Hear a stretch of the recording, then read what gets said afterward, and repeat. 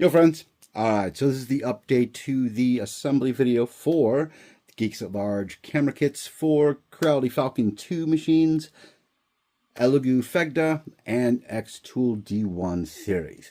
We made some changes to the ones that are shipping out as of July 2025, so we're going to go over and do a new video for that. Alright, so here's our kit right here. Let's take a look on inside. Inside we have, this is our calibration sheet on a piece of metal, so it's not going to bend.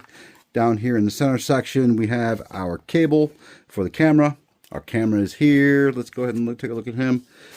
This whole section right here, this is the boom arm that already has the camera attached. In our pocket we've got a few different things. We have a set of tools to use. This packet, some screws and some T-nuts. We're going to go over those T-nuts a little more. Another bag, some smaller screws and T-nuts. And these little silicone pads. We'll talk about these guys in a little bit. I'm going to tuck these guys back in here for now. The big change is going to be inside the main pocket are 4 baggies. We've got one for X-Tool, one for the Falcon 2, one for the Elegoo, and one is common. The common means that it's going to go with whichever one you have. So we're going to go over how to do the assembly there. The last piece down inside this channel is our upright. So let's go ahead and we're going to start with how to assemble the brackets for each individual machine. Whether you have the Elegoo, the Creality, or the X-Tool, the assembly is going to be all the same. I'm just going to do one set of this so you can see. 1 second. All right, so move some stuff around. So for this portion, we're going to get the common. We're going to get one set of the bracket parts and the little baggie of screws with the little T-nuts in it. As I said, these are all done the same way. So regardless of which brand you've got, it's the same thing. So inside our common bag here, we have 2 bracket sets. We have a large one and we have a small one. In the end, they'll have threaded holes. Actually, this one does not. So the bottom one has the threaded holes. The top one does not. It has pass-through holes here and here. So the assembly is actually going to be really easy. So we're going to start our top up here, our bottom down here, and we're going to get the machine-specific set out. All 3 have the same parts. Let me see if I get this out. All right, so we have this little guy right here. If you can tell, he's got like a little L to him. And he is going to have a set of threaded holes right there in that L section. Next piece out is going to be the larger L section, like this, L bracket. This always goes with the top piece.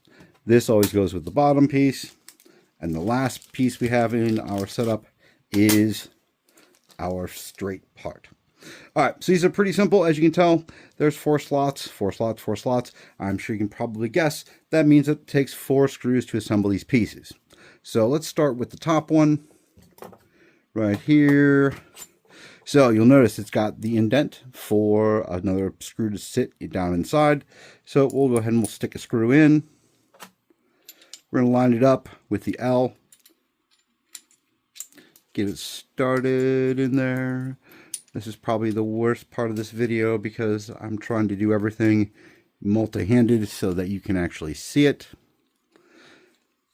So I just get it started there. Now I'll get to the outside. So this is actually how I've been assembling these forever. So if I'm a little bit faster at this than you, that's going to be why. All right, so what I've always done is do the outside ones, no problem. That way, the inner ones are going to be easy peasy.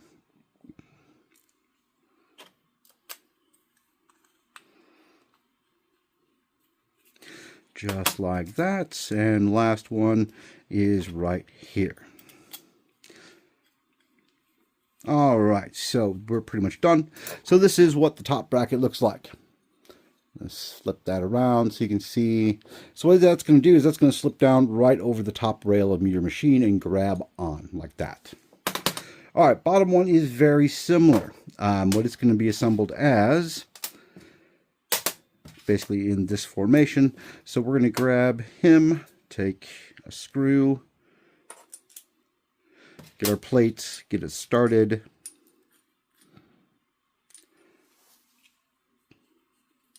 So he's in the right place. Flip it around. Put our next screw in. Sorry if this is kind of boring, but I've had enough customers that asking, well, can we have a video and show us all the things? Okay, that's what we shall do. One more.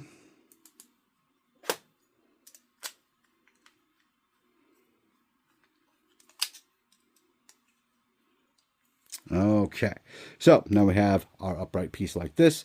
Now the next piece that we're going to put in is the little thing. You'll notice the little L piece, see how the hook, so that is going to be facing inward. So I'll show you that after assembled, so we make sure that we're all on the same page here. Okay, hook is on the inside.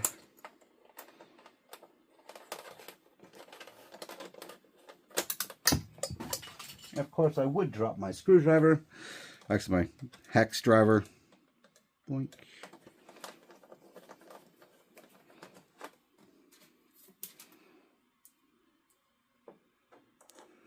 One done. Second one going in.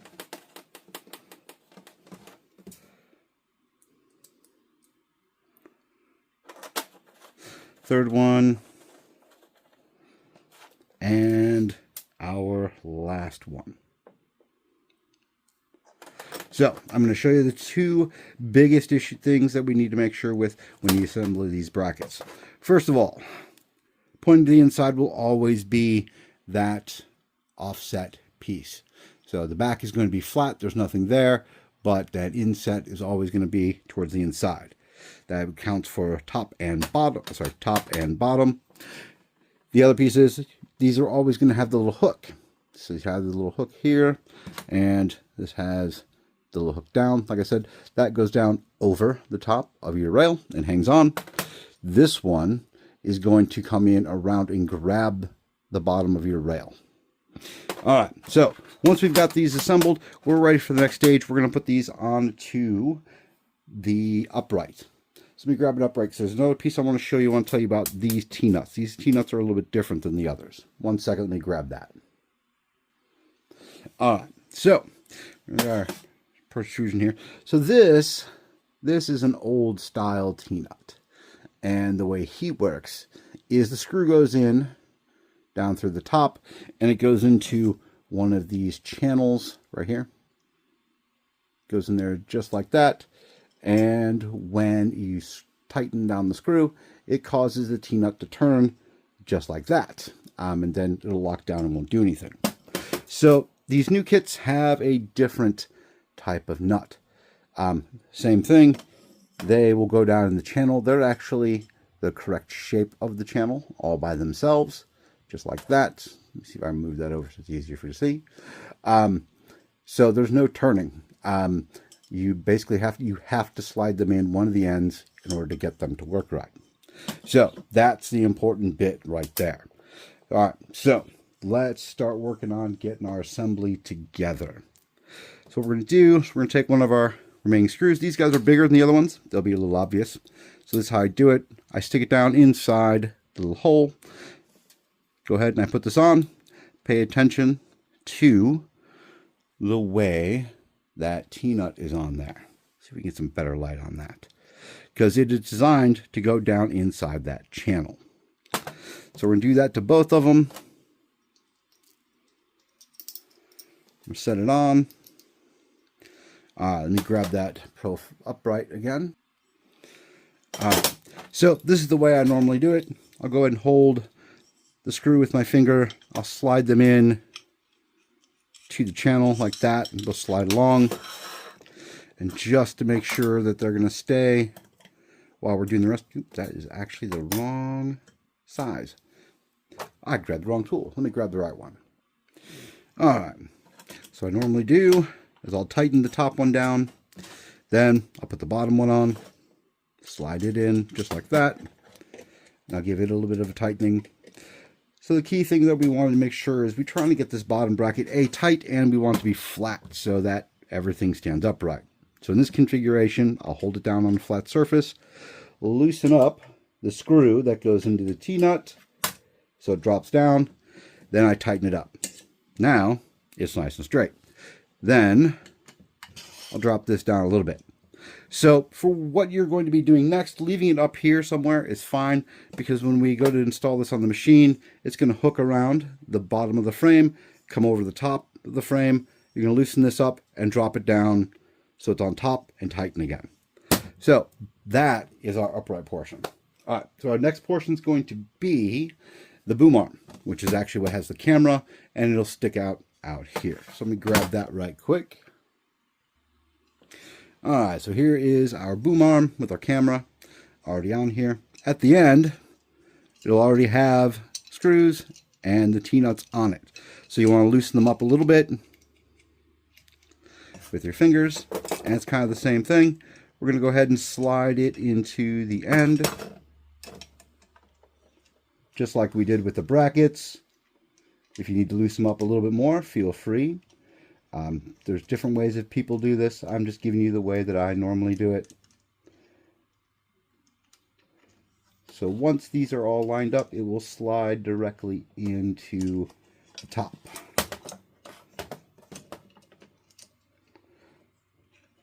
Of course, I'm going to embarrass myself because now it doesn't want to go in the right way, and I'm wiggling this piece around. There we go. All right, so we're going to slide this in so that you can see these two corners right here, that's flush. So we can actually raise it up like this, give it a little scooch. Then we tighten down the screws. And this is an older version.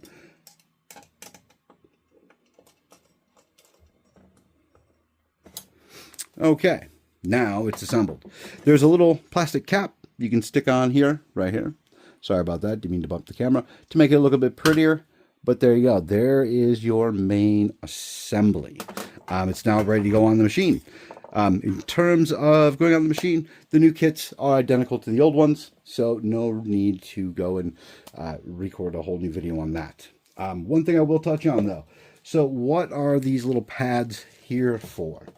So, depending on your machine, they may not be machined really well. There's some variations and whatnot in the different machine thicknesses and heights and everything else. So these little metal pads, silicone pads, they'll actually go on the inside here and here if you want them. To help keep the whole thing from sliding side to side, moving back and forth. These are just a little extra. They'll also, if you're worried about getting scratches, because this is metal, your frame is metal. If you're worried about scratches and you put these guys down, it'll keep it from scratching up your frame. All right, so that's it, guys. That is the assembly portion of the kit. You got any questions? Hey, feel free to ask me. Send me a message via Messenger, via email, whichever you work out for. Anyway, thanks, everybody. Bye. All right, it's time to install the frame assembly and everything we made for our camera kit. So one thing to note, right here is a lip, and the bottom edge of our frame is going to fit right in that lip. So we bring it in like so. You get that lip right around the bottom edge, and then once we've got it in there, we bring it straight up like that. Now, from the center of here to your edge, your outside edge, you're going to want 11 5/8 distance. That should put everything right where it needs to be. So our next step, while we're holding it here, is we're going to loosen this up. A little T-nut inside. That allows us to drop our bracket down so it grabs the top of the frame as well. We go ahead and we tighten it back up like so. All right, at this point, our guy is really solid on there. He's not going to go anywhere. So, on to our next step. What we have here is our camera. So we need to loosen up the two side screws that allow it to flip down, like so. Now, in the previous video, I showed you the focus screw, which is on this back side of the camera. That's what you're going to go ahead and you're going to loosen up and do your focus down at the bottom. So what I normally do is I use Windows camera to look down from here and get it all lined up so I can turn it side to side, front to back. The real trick here is that because of how your D1 is sitting and you've got a bit of a fisheye, you're not necessarily going to see everything where it's supposed to be. So what I usually do is, like on the sides, is I'll put a piece of material up against it as well as on the front. That way I can tell where the actual end of the frame is. And as long as I've got those in, great. For the laser module, as long as you can see the bottom edge when it's in the back left corner, you're good. Your cable connects right here, snaps in.